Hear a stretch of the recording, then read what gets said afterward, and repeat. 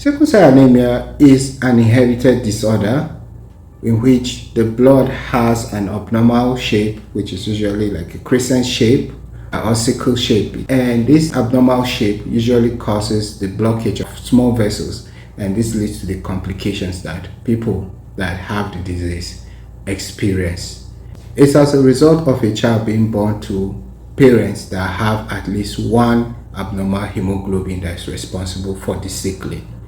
And though there are no specific numbers, studies have shown that about 300,000 children are born with sickle cell anemia every year, and this is more endemic in countries like Nigeria, the Democratic Republic of Congo, and India. It's also common in the Middle East, and it's been said that in the United States about 100,000 people are living with sickle cell anemia. So what are the common misconceptions about this disease that many people hold on to? We're going to find out in this video, where I list 6 common misconceptions concerning this very serious illness. Let's dive into today's video.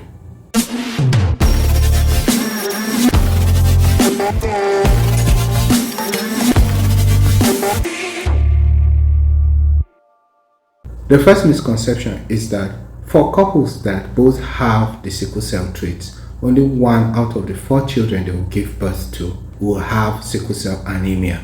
Based on genetics, and I'm using this illustration in which you see a man and a woman that both have the sickle cell traits. When they give birth, based on probabilities, only 1 out of the 4 children that will come down with sickle cell anemia. But how the egg fertilizes the sperm is very random. It's not orderly. So please don't think that it's only 1 out of your 4 children that will come down. So some even go as far as giving birth to 3 children and assuming that the 4th one will likely be the one that will have sickle cell anemia. No, it's not so. It could be that the first child might come down with sickle cell anemia. It could be the second child. There are some that had all their children being sickle cell anemic. So it's really not worth it, if you have a sickle cell trait, to risk it marrying someone that has a sickle cell trait, because you could actually have all your children or more than 1 child coming down with sickle cell anemia. No one can predict which cell possessing what gene will fertilize the egg that's also random to produce whichever child the couple will eventually give birth to. So yes, in summary, you may be lucky enough not to have any child with sickle cell anemia. You could be lucky enough to have all your children with sickle cell traits, but then you could also be unfortunate that more than 1 child could come down with sickle cell anemia. So if you happen to have a sickle cell trait, I would advise that you marry someone that does not have any sickle cell trait. The second one is that sickle cell anemia occurs only in blacks. No, it's not true. A white person or people of other races could also come down with sickle cell anemia. It depends on whether the parents carry the gene for the sickle cell disease or not. So don't think that because of your color, you are more prone to giving birth to a child with sickle cell anemia, or you're less prone to giving birth to a child with sickle cell anemia. And if you carry a gene for the sickle cell disease and you marry someone with the same gene, irrespective of your race, you are likely to have at least a child with this disease. The next one is that sickle cell anemia protects against malaria. No, it doesn't. Although one of the school of thoughts is that the reason the hemoglobin adopts this sickling shape is to make itself less habitable for the malaria parasite. However, one of the commonest triggers for the crisis in people with sickle cell anemia is actually infection, and malaria is also one of the very, very common things that deals with people with sickle cell anemia.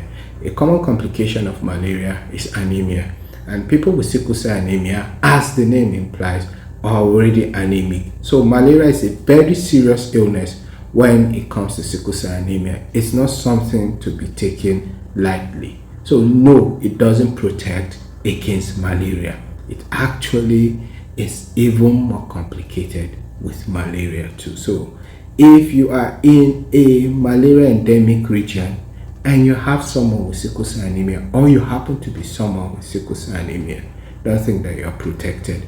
Ironically, people with the sickle cell trait tend to fare better in terms of coming down with malaria itself, but those with the disease, no, malaria is not a good thing.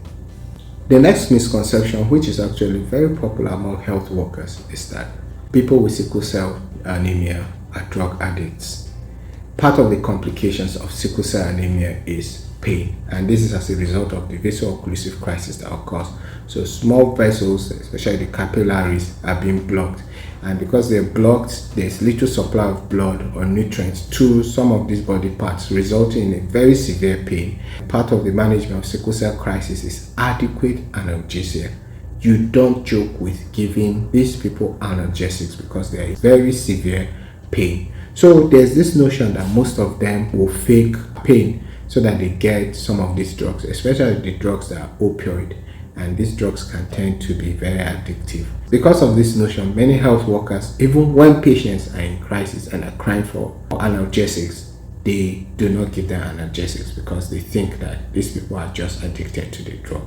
Yes, it's been found out that if you are like that, they go about even self-medicating. They get some of these drugs, which are prescription drugs. However they get them, many people don't know, and they self-medicate.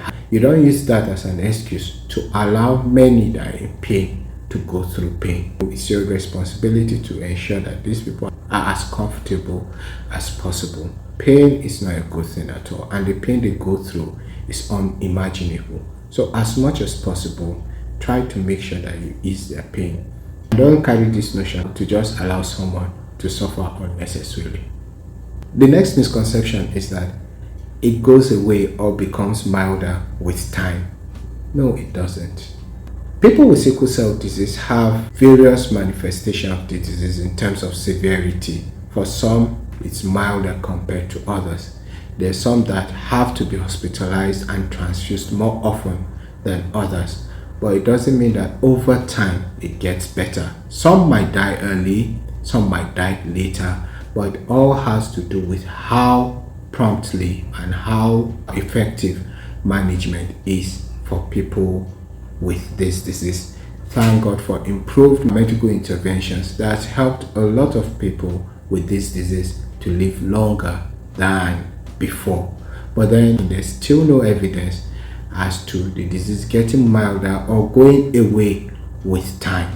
You just have to be way more careful, and you have to be way more proactive when it comes to this disease. You shouldn't be that you are careless about the older ones having this notion that over time they just get better. No.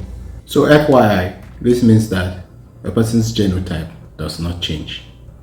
The last misconception is that there's no cure. Actually, there's a cure, and there's only one cure, and it's via bone marrow transplant. This is in which the bone marrow of a healthy host is being transplanted into the person with this sickle cell anemia, and this has been proven to cure patients. However, one of its problems is that it's pretty expensive, and another thing is the complication, which is graft versus host reaction, in which the body of the person receiving it attacks the cell that is being donated, and it could destroy it. It could be very fatal too. And so the host has to be someone that is closely related to the recipient. Hence, it's not being done as often as possible, but then it has been shown to be very effective in quite a huge number of people that have undergone it without any complications. So yes, sickle cell anemia can be cured, but because of some of these challenges in terms of complications and cost, a lot of people cannot afford it. And as you've seen, based on the demographics, most of the people that come down with this disease are people that wouldn't be able to afford this procedure. So I wanted to add another thing to it, is that you can actually test for the disease before the child is being born. It's usually done as early as between 10 weeks to 18 weeks, and it depends on the procedure, whether it's via chorionic villi sampling or amniocentesis. and a part of the tissue is being taken and then screened to see if the child has the abnormal gene, and if the child is being found out to have this, an option of terminating the pregnancy is being given to the parents. This is also done for other chromosomal anomalies like Down syndromes too. In some countries, this is being offered to pregnant women that have higher risk of giving birth to a child with sickle cell anemia. But then for some countries that this is not being covered, you have to pay a huge amount of money to be able to do this. Normally, parents have to wait till at least 4 months of a child's life after being born to find out if the child is having sickle cell anemia or not. However, with this procedure in which you could detect it, it helps prevent carrying this pregnancy and waiting for this long before they're able to know. This is actually a very sad condition, but then we hope that over time these things are being addressed properly and awareness about this grows so that less children are being born with this disease, and for those that are being born with it, they could be able to access proper healthcare services and be able to live normal lives for as long as possible. So what do you think about this video? Let me know in the comment section below. Don't forget to like this video, don't forget to share this video, and I want to also know what you need clarification on. If you've not subscribed, please subscribe and turn on the bell notification. So thank you, and I'll see you in my next video.